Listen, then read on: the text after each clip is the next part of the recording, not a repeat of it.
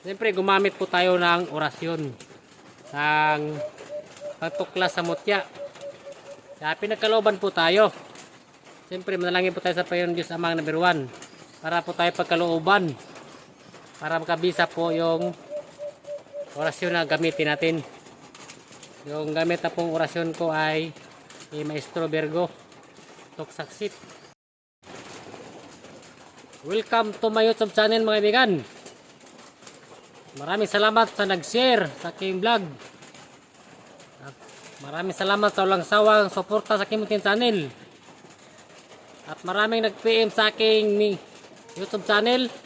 Yun o, mga nag-PM sa akin o nag-comment sa ating YouTube channel. Itong mga kaibigan natin na subscribers na nag-PM. PM kayo sa aking messenger. Rico Padilla Batuhinay. Mga ilang linggo na di kayo nag-PM sa akin. Gawin ko lang to ng langis. Nalangisin ko lang tong ating mutya sa inyo, isang matay sa bibig. Hintayin natin na 1 week. Na kung may mag-PM pa, habol-habol lang. Sa makahabol. Papakita ko sa inyo mga mutya natin na isang matay sa bibig. Na 4 na piraso to or 3 lang siguro ay pamagi natin. Hindi naman tayo nanghingi ng malaking halaga. Yung pang shipping fee lang at pamasahe kapatang bayan. Yung dagdagan mas mainam. Kasi mahirap po tayo makakita niyan. Kahit kayo magbunot kayo ng 1,000 do, o kahit 2,000 nanyog di kayo makita. Nakita mo kaya no, bihira lang. Minsan nga wala pa. Yun o. Sumibol na. Isang mata, isang bibig po ito kaibigan. Ito po yung mata. At ito po yung bibig na sumibol. Ito. Pag wala mag-PM sa akin, i-bonsai ko muna to. Lagyan ng bunot dito. Lalim. Para makasirculate yung gamot niya. Pag buhay na siya, tatanim natin. Tulad nito isang mata, isang bibig dito kaibigan. Ito bibig, may turok na. Ito yung mata. Karaniwan sa nyog, 2 mata po yan dito. Isang mata lang yan, isang bibig. At isang guhit lang po ito kaibigan Isang guhit lang yan, itong grano niya. Isang guhit. Ano po to? 4 na pirasong available natin kaibigan. Ayan. Yan. Isa-isahin lang natin Ito 4 na piraso rin.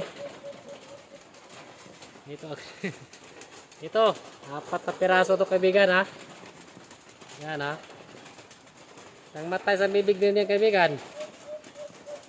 Yan, 2. Ito pa. Ang matay sa bibig din yan. Tapos, ang matay sa bibig yan, pang-4. At ito yung pang-5. Bonsai ko muna to, itatanim ko to.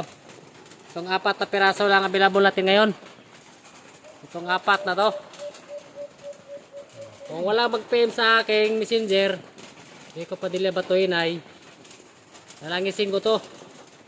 Mainam po ito sa ating mga pangbanyos, panghilot. Yung may mga sangkap po yan sa mga herbal. Pwede na ipakain sa mga mutya natin, pangpunas. Sa ating mga mutya, pangpunas. Silbing pagkain.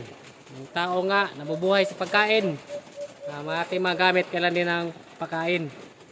Yun po yung pagpahid sa araw ng Martes at Friday. Ito po yun. So po yung nakita natin yung nagbunot po tayo sa mga silingan na to. Mga kapitbahay ba nagpabunot sa akin. Ito po yung nakita natin. Siyempre gumamit po tayo ng orasyon.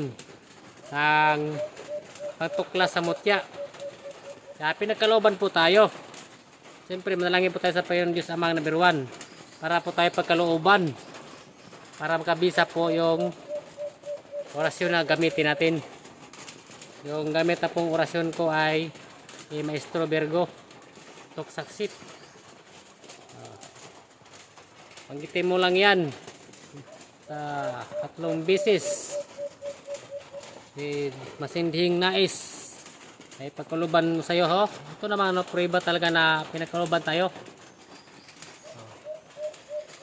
Tapos pinakita po tayo na 3 turok, 3 sibol na 3 sumibol ay tinanim ko. Yan. Ito yung ano natin. Ito. Maraming salamat mga kaibigan sa patuloy ni suporta sa Kim Tin Channel. Kinabuhing Pobre Mix Vlog. Nawa ay suportahan nyo ang Kim Tin Channel. At sa aking page, Kinabuhing Pobre Mix Vlog. At sa aking main channel, Batuhinay TV Mix Vlog din.